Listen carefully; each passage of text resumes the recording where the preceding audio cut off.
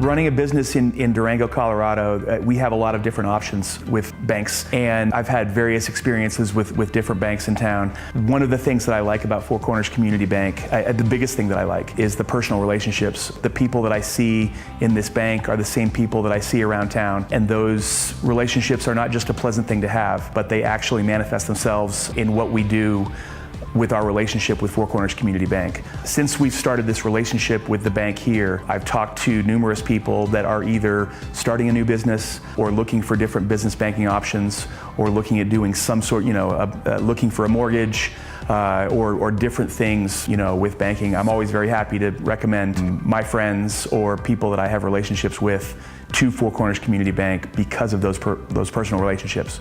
Because they can come in here, they're going to have someone who is going to listen to their story and look at different options and some flexible things that might help them that may not be available to them at a larger, corporate bank. The reason I moved to Four Corners is it reminds me of the way banks were when I first came to Durango in the 70s.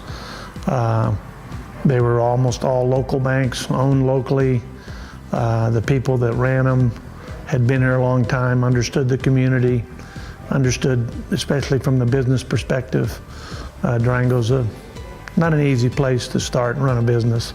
So I felt very comfortable with Sean. I'd known Sean Candelaria for a while, and Greg Anisi, one of the owners of the bank, and it just was a very comfortable relationship. I felt I wasn't worried about somebody from Dallas or California making the decisions. They were going to be made here in the Four Corners. So.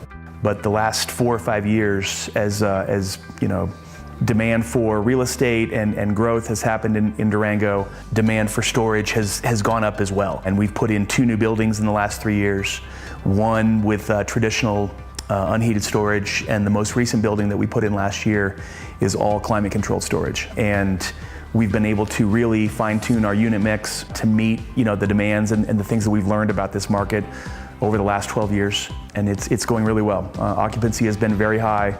We're on pace to have by far our strongest year in 2018, and the outlook is really good going into the future.